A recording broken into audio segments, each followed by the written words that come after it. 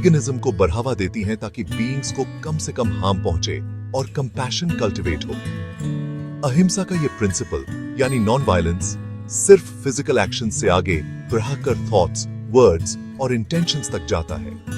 ये एक ऐसे लाइफस्टाइल को इनकरेज करता है जो लाइफ के हर पहलू में हार्म को कम करे और कंपैशन को बढ़ाए। सब लाइफ की सेक्रेडनेस को समझकर हम एक हार्मोनियस और कंपैशनेट एग्जिस्टेंस की तरफ बढ़ते हैं। सब बीइंग्स के इंटरकनेक्टेडनेस को और सभी फॉर्म्स में लाइफ को प्रोटेक्ट और प्रिजर्व करने की जिम्मेदारी को स्वीकार करते हैं। पूज्य भाई जी महाराज, जो एक रिवर्ड स्पिरिचुअल टीचर थे, अक्सर मीट खाने के कार्मिक कॉन्सिक्वेंसेस को समझाने के लिए एक मार्मिक कहानी सुनाते थे। कहानी एक साधारण सी फैमिली के इर्द गिर्द घूमती है जो रेगुलरली मीट खाती थी, अपने एक्शंस के स्पिरिचुअल रैमिफिकेशंस से अनजान। एक दिन इस परिवार पर एक बहुत बड़ी मुसीबत आ गई। उनका छोटा बेटा, जो लाइफ और जॉय से भरपूर था, अचानक बीमार पड़ गया और उसकी डेथ हो गई।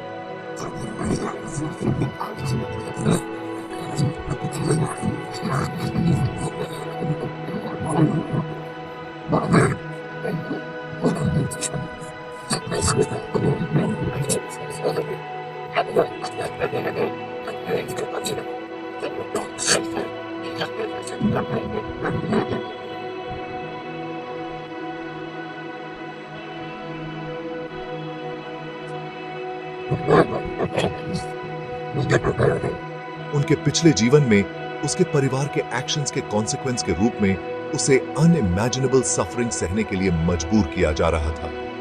परिवार भयभीत और गिल्ट रिडन अपने पास्ट एक्शंस की ग्रेविटी को समझ गया। वे लाइफ की सेक्रेडनेस को पहचानने में असफल रहे थे और मीट खाने के माध्यम से दूसरे बीइंग्स पर सफरिंग थोपते रहे थे। उनके बेटे की ट्रैजिक फेट उन लोगों के लिए कार्मिक कॉन्सिक्वेंसेस का एक स्टार्क रिमाइंडर थी जो अहिंसा के सिद्धांत की अवहेलना करते थे। पूज्य भाई जी महाराज द्वारा सुनाई गई कहानी कर्मा के फंडामेंटल प्रिंसिपल को रेखांकित करती है, जो ईस्टर्न फिलॉसफीज में डीपली रूटेड है। कर्मा, जिसे अक्सर कॉज एंड इफेक्ट का लॉ कहा जाता है, बताता है कि हर एक्शन, थॉट और इंटेंशन एक कॉरेस्पॉन्डिंग रिएक्शन जनरेट करता है जो हमारे प्रेजेंट और फ्यूचर एक्सपीरियंसेस को शेप करता है। जैसे जमीन में बोया गया बीज उगने वाले पौधे की नेचर को डिटरमिन करता है, वैसे ही हमारे एक्शंस इस लाइफ टाइम और फ्यूचर रीबर्थ्स दोनों में हमारे जीवन की क्वालिटी को डिटरमिन करते हैं। ग्रीड, हेट्रेड और डिल्यूजन से प्रेरित एक्शन सफरिंग को जन्म देते हैं, जबकि कंपैशन, काइंडनेस और विजडम में रूटेड एक्शंस हैप्पीनेस और लिबरेशन की ओर ले जाते हैं। कर्मा का लॉ पनिशमेंट या रिवॉर्ड का सिस्टम नहीं है, बल्कि एक न्यूट्रल और इम्पार्शियल फोर्स है जो हमारी लाइफ के अनफोल्डिंग को गवर्न करता है। यह हमारे ओन चॉइसेस और उनके कॉन्सिक्वेंसेस का रिफ्लेक्शन है, जो हमारे एक्शंस का खुद पर और हमारे आसपास की दुनिया पर पड़ने वाले प्रोफाउंड इम्पैक्ट को हाईलाइट करता है। कर्मा को समझना हमें कॉन्शियस और एथिकल चॉइसेस करने के लिए एम्पावर करता है, यह रिकॉग्नाइज करते हुए कि हमारे एक्शंस के फार रीचिंग कॉन्सिक्वेंसेस होते हैं जो हमारे इमीडिएट परसेप्शन से परे होते हैं। कर्मा का कॉन्सेप्ट बर्थ और डेथ के साइकिल से इंट्रिकेटली लिंक्ड है, जिसे संसार कहा जाता है। इस बिलीफ के अनुसार हमारी सोल्स एक लाइफ टाइम से दूसरे लाइफ टाइम में ट्रांसमाइग्रेट करती हैं, अपने साथ अपने पास्ट एक्शंस के कार्मिक इम्प्रिंट्स को कैरी करती हैं। बर्थ, डेथ और रीबर्थ का यह साइकिल तब तक चलता रहता है जब तक हम लिबरेशन या मोक्ष प्राप्त नहीं कर लेते, जो सफरिंग और संसार के साइकिल से फ्रीडम की स्टेट है। यह लिबरेशन केवल रिचुअल्स या सेरेमोनीज के थ्रू अचीव नहीं होती है, बल्कि कॉन्शियसनेस के एक प्रोफाउंड ट्रांसफॉर्मेशन के थ्रू होती है। राइट एक्शन, थॉट और इंटेंशन के थ्रू हमारे कर्मा की प्योरिफिकेशन के थ्रू होती है। हर लाइफ टाइम में हमारे एक्सपीरियंसेस, प्लेजेंट और अनप्लेजेंट दोनों, लर्निंग और ग्रोथ के अपॉर्चुनिटीज के रूप में देखे जाते हैं, जो हमें अपने कार्मिक डेट्स के थ्रू काम करने और पॉजिटिव कर्मा अक्यूमुलेट करने की अनुमति देते हैं। लाइफ टाइम्स में हमारे एक्शंस और उनके कॉन्सिक्वेंसेस के इंटरकनेक्टेडनेस को समझकर हम ह्यूमन लाइफ की प्रेशियसनेस और एथिकल लिविंग की इंपॉर्टेंस के लिए डीपर अप्रिसिएशन प्राप्त करते हैं। Section 5. The weight of sins. Understanding the consequences. बहुत सी रिलीजियस ट्रेडिशंस में सिंस को केवल डिवाइन अथॉरिटी के खिलाफ ट्रांसग्रेशंस के रूप में नहीं देखा जाता है, बल्कि ऐसे एक्शंस के रूप में देखा जाता है जो खुद को और दूसरों को नुकसान पहुंचाते हैं, कार्मिक डेट्स क्रिएट करते हैं जिन्हें बैलेंस करना होता है। ये एक्शंस जो अक्सर इग्नोरेंस, अटैचमेंट और अवर्जन में रूटेड होते हैं, नेगेटिव कर्मा जनरेट करते हैं, जिससे इस लाइफ और फ्यूचर लाइफ टाइम इस वीडियो को लाइक करें, हमारे चैनल को सब्सक्राइब कर बेल आइकन जरूर प्रेस करें। अलग-अलग रिलीजियस टेक्स्ट्स और इंटरप्रिटेशंस में भिन्न हो सकते हैं।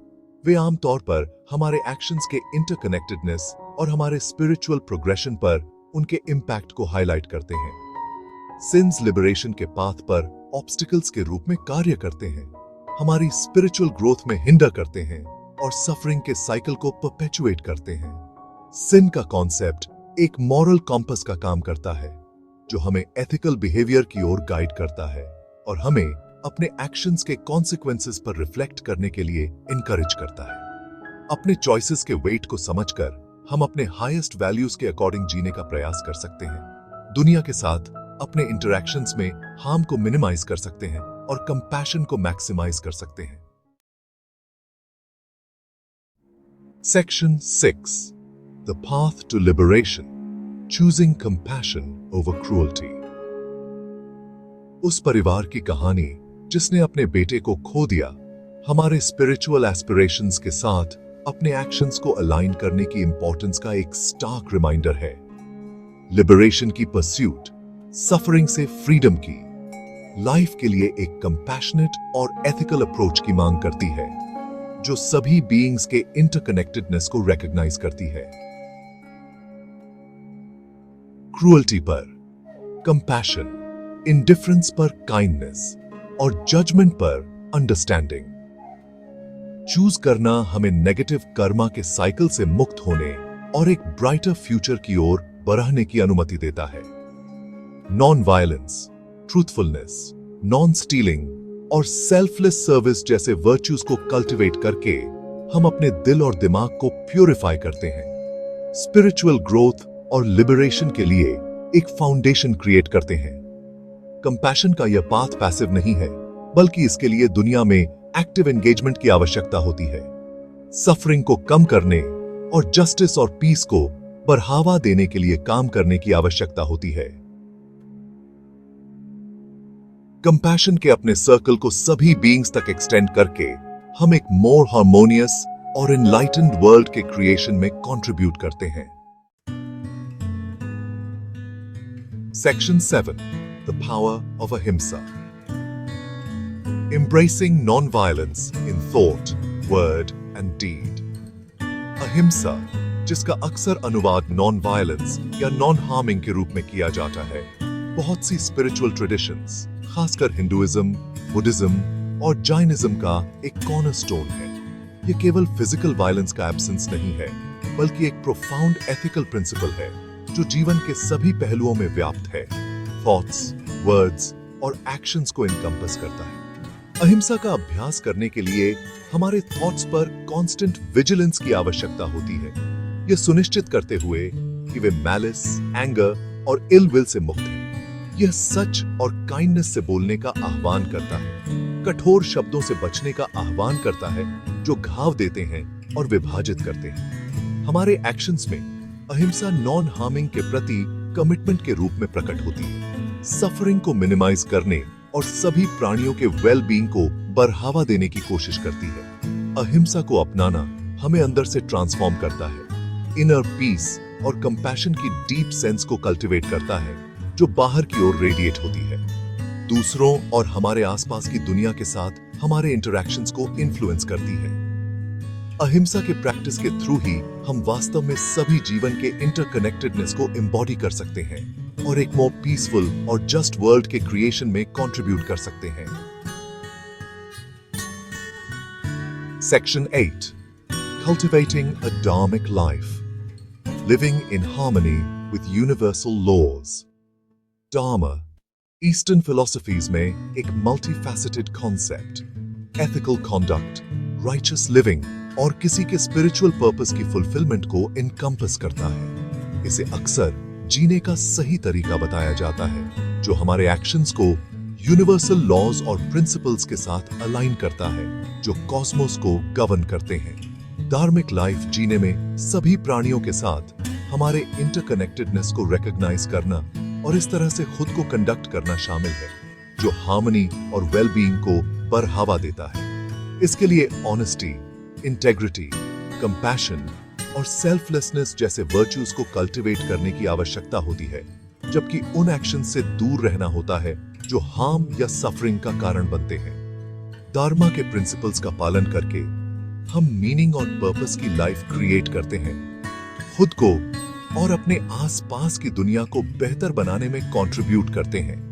हमारे एक्शंस गुड के लिए एक फोर्स बन जाते हैं, पॉजिटिव कर्मा जनरेट करते हैं और हमें स्पिरिचुअल ग्रोथ और लिबरेशन की ओर प्रेरित करते हैं।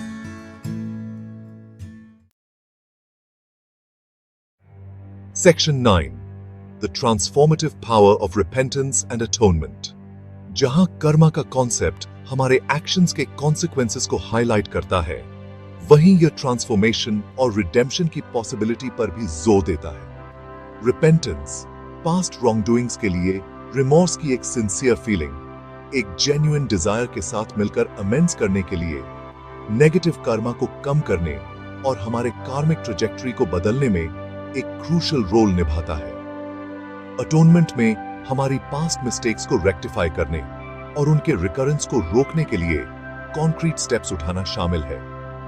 इसमें उन लोगों से माफी मांगना शामिल हो सकता है जिन्हें हमने रॉन्ग्ड किया है, हुए किसी भी नुकसान के लिए रेस्टिट्यूशन करना, या हमारे नेगेटिव एक्शंस को काउंटर बैलेंस करने के लिए सर्विस के कार्यों में शामिल होना शामिल हो सकता है।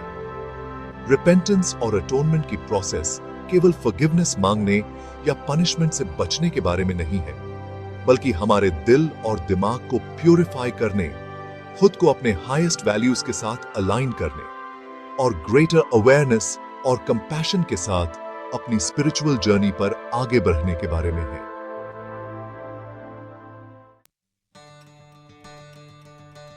Section 10, Towards a Brighter Future. Choosing Enlightenment Through Ethical Living. पूज्य भाईजी महाराज की टीचिंग्स और कर्मा, धर्मा और अहिंसा के प्रिंसिपल्स एथिकल लिविंग के लिए एक रोड मैप प्रोवाइड करते हैं, जो हमें अपने और आने वाली जनरेशन्स के लिए एक ब्राइटर फ्यूचर की ओर गाइड करते हैं। सभी जीवन के इंटरकनेक्टेडनेस को रिकॉग्नाइज करके, कंपैशन को एक गाइडिंग प्रिंसिपल के रूप में एम्ब्रेस करके और अपने एक्शंस को अपने हाईएस्ट वैल्यूज के साथ अलाइन करके हम एक मोर हार्मोनियस और एनलाइटेंड वर्ल्ड के क्रिएशन में कंट्रीब्यूट करते हैं। हम हर दिन जो चॉइसेस करते हैं, चाहे वह कितनी भी छोटी क्यों ना हो, उनके फार रीचिंग कॉन्सिक्वेंसेस होते हैं, जो हमारी ओन डेस्टिनी को शेप करते हैं और हमारे आसपास की दुनिया को इन्फ्लुएंस करते हैं। आइए वाइजली चूज करें, क्रूअल्टी पर कंपैशन, जजमेंट पर अंडरस्टैंडिंग और हेट पर लव को चुनें। राइचसनेस के पाथ पर चलकर हम पीस, हार्मनी और स्पिरिचुअल अवेकनिंग से भरे फ्यूचर का मार्ग प्रशस्त करते हैं।